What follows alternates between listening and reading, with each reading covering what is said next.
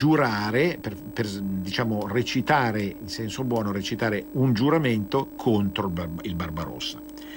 Ora, sarebbe un po' sfizioso voler coartare per forza i tempi che stiamo vivendo, cioè volerli piegare a una visione pazzescamente somigliante a quella di allora.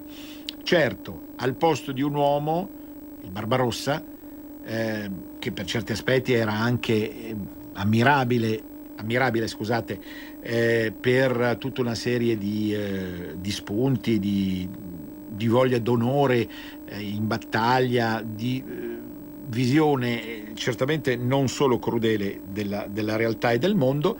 Ecco, al posto di quel Barbarossa oggi possiamo dire comodamente che l'impero che noi combattiamo è comandato non apertis verbis, no? Ma in forma tipicamente moderna, perché il moderno ha portato ipocrisia, ha portato, come diceva un certo Julius Evola, non so se lo conoscete, ha portato disordine, caos, imbarbarimento e falsità, fake news.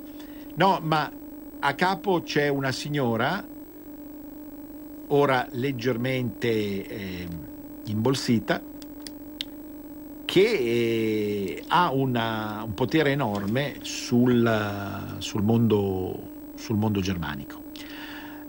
Qui si tratta di fronteggiarla nella maniera giusta. Pontida è la maniera giusta, perché non la piazza è finita, ma il prato e il ritrovarsi in un luogo convenuto proprio come il 7 aprile del 1167 è un bijou straordinario per noi ed è un'arma meravigliosa contro chi, non rifaccio più nomi e cognomi, contro chi vuole costringerci a non seguire la volontà del popolo padano, del popolo italiano, ma forse probabilmente di tutti i popoli, perché l'impero di allora, l'impero del Barbarossa, era l'erede del Sacro Romano Impero.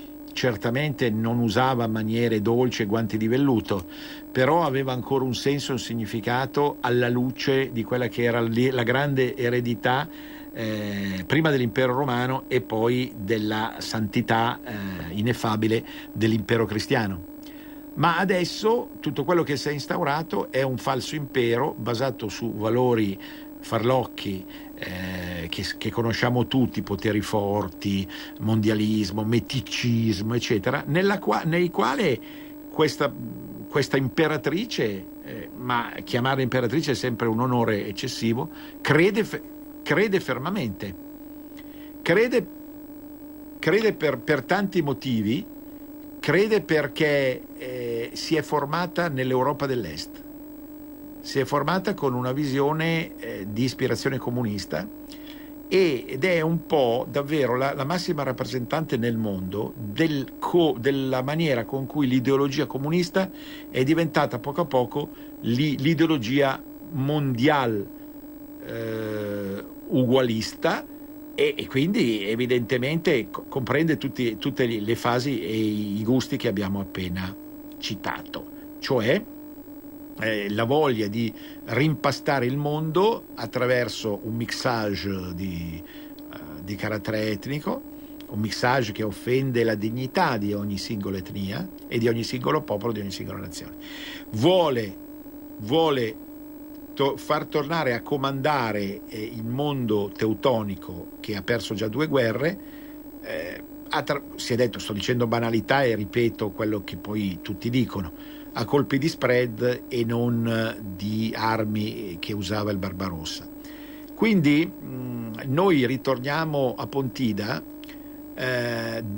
indietro di 852 anni con l'idea che, non so, proviamo a chiudere i telefonini qua, non so se è un problema legato a questa questione.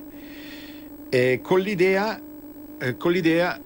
adesso dovrebbe andare meglio in teoria, con l'idea che c'è la necessità di opporsi in maniera radicale, alla volontà alla volontà tremenda di occupazione del nostro suolo, perché, vedete, ci sono vari tipi di invasione. L'invasione che ci è proposta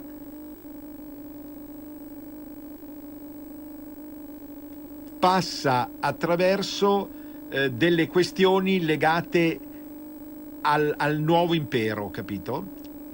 Di cui dal suo punto di vista si era interessato anche il Toni Negri da un altro punto di vista.